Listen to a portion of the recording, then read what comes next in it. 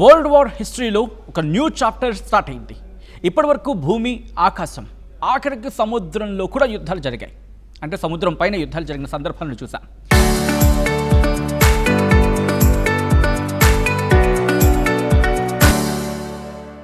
కానీ ఇప్పుడు అసలైన యుద్ధం ఎక్కడ జరగబోతుందో తెలుసా మీకు?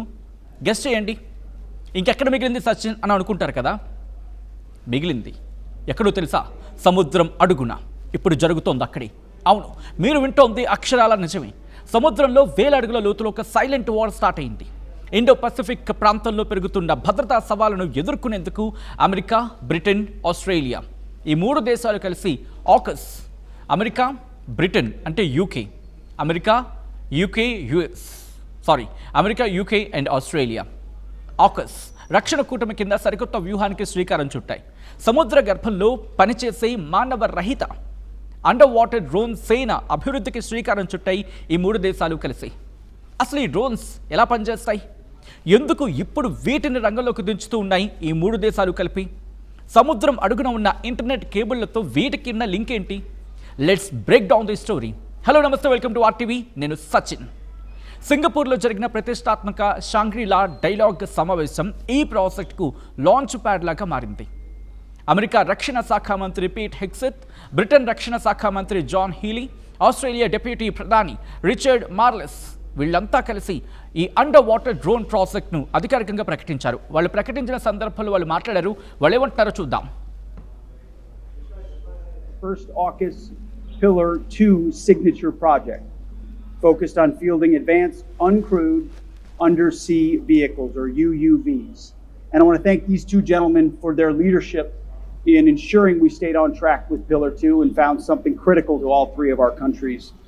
This signature project will deliver a suite of highly adaptable, multi-mission UUV payloads designed to support undersea operations and maintain our collective advantage in the maritime domain. But for too long with AUKUS, we talked too much and delivered too little. That has now changed under our three governments. And as President Trump has said, we're now full steam ahead on AUKUS.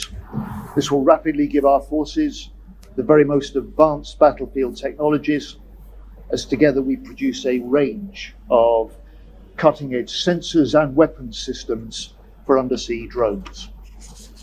This will give us the ability to detect, to deter, and to deal with threats, including to our underwater cables and pipelines on which so much of our daily life depends. Today we're pleased. Right, అది AUKUS చెప్తూ ఉంది.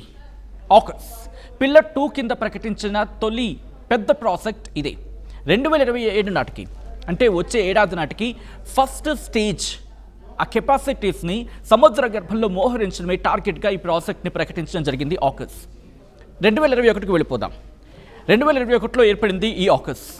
ఈ alliance 2 లేయర్లో పనిచేస్తూ ఉంటుంది. Pillar 1 కింద ఆస్ట్రేలియాకు అణుశక్తితో నడిచే submarine టెక్నాలజీని అమెరికా, బ్రిటన్ అందిస్తూ ఉన్నాయి. పిల్లర్ 2 కింద artificial intelligence, hypersonic weapons, quantum computing, cyber technology, under see warfare ఇవన్నీ కలిసి డెవలప్మెంట్ అవుతూ ఉన్నాయి. ఇప్పుడు ప్రకటించిన అండర్ వాటర్ డ్రోన్ ప్రాజెక్ట్ ఈ పిల్లర్ 2లో భాగమే.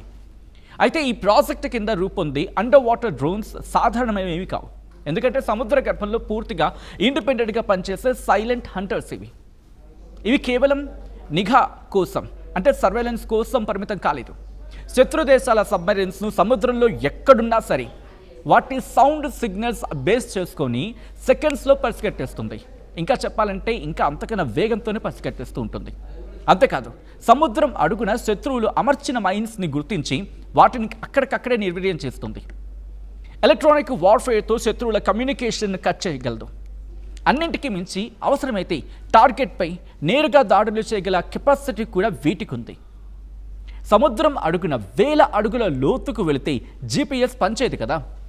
అందుకే ఈ డ్రోన్స్ ఆర్టిఫిషియల్ ఇంటెలిజెన్స్ బేస్ చేసుకొని navigations, advanced sensors, under water signals processing ఈ సిస్టమ్స్పై ఆధారపడతాయి. అంటే నెట్వర్క్ లేకపోయినా దారి తప్పకుండా ఇండిపెండెంట్గా వాటి కెపాసిటీతో, వాటి ఇంటెలిజెన్స్తో అవి దాడి చేసి వాటి పని చేసుకోగలవు. ఇక ఆకస్ కూటమి గురించి మాట్లాడుకుందాం. సముద్రం అడుగున డ్రోన్స్ను దించడం వెనుక చాలా పెద్ద రీజన్ ఉంది వీళ్ళ వ్యూహం వెనకాల.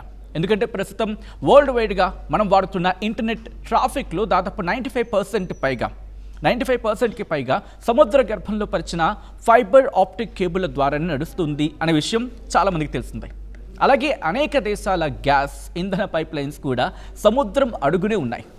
అయితే ఈ మధ్య బాల్టిక్ సముద్రం, తైవాన్ సముద్ర జలసంధి ఈ ప్రాంతాల్లో అండర్ సీ కేబుల్స్ మిస్టీరియస్గా దెబ్బతిన్నాయి. గుర్తుంది కదా ఈ ఘటనను. అందుకే వీటితో ప్రపంచ దేశాలు ఒక్కసారిగా ఉలికిపడ్డాయి, అలర్ట్ అయ్యాయి.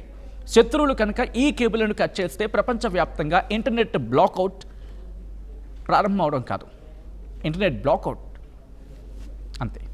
ఇంటర్నెట్ ఆగిపోతుంది మన స్వచ్ఛమైన తెలుగులో చెప్పాలంటే. బ్యాంకింగ్ వ్యవస్థలు స్తంభిస్తాయి, రక్షణ రంగాలు కుప్పకూలిపోతాయి. అందుకే ఈ కీలక మౌలిక వసతులని కాపాడుకోవడానికి సముద్ర గర్భాన్ని ఒక కొత్త యుద్ధ రంగంగా ప్రకటిస్తూ ఆకస్ ఈ డ్రోన్ పహారాను ఏర్పాటు చేస్తూ ఉన్నాయి. ఇక ఈ ప్రాజెక్టు వెనుకున్న ఏకైక టార్గెట్ చైనా అని డిఫెన్స్ ఎక్స్పర్ట్స్ చెప్తూ ఉన్నారు. ఎందుకంటే ఇండో పెసిఫిక్ రీజియన్లో ముఖ్యంగా సౌత్ చైనా సీ, తైవాన్ పరిసర ప్రాంతాల్లో బీజింగ్ తన నేవల్ పవర్ని విపరీతంగా పెంచేసుకుంటూ ఉంది. దీంతో ఏమవుతోంది, సముద్ర పైభాగంలో చైనాను ఆపడం కష్టంగా మారుతూ ఉంది. ఈ క్రమంలోని అమెరికా నేతృత్వంలోని మిత్ర దేశాలు సముద్ర గర్భంలో ఆధిపత్యాన్ని సాధించేందుకు ఈ ప్రాజెక్టును వేగవంతం చేస్తూ ఉన్నాయి. అయితే చైనా మాత్రం ఈ ఒప్పందాన్ని తీవ్రంగా ఖండిస్తూ ఉంది.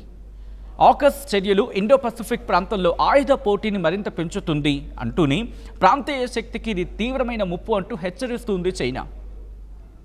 సో అర్థమైందిగా, మొత్తంగా ఒకప్పుడు యుద్ధాలు భూమిపైనే జరిగేవి, ఆ తర్వాత ఆకాశంకి వెళ్ళాయి.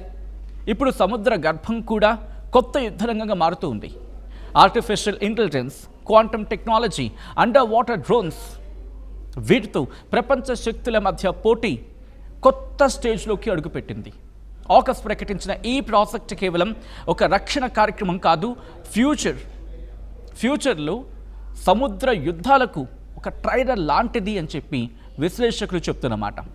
సముద్రం అడుగున మొదలైన ఈ సైలెంట్ వార్ ప్రపంచ భద్రతా సమీకరణను ఎలా మార్చబోతుంది అనేది we have to wait and see.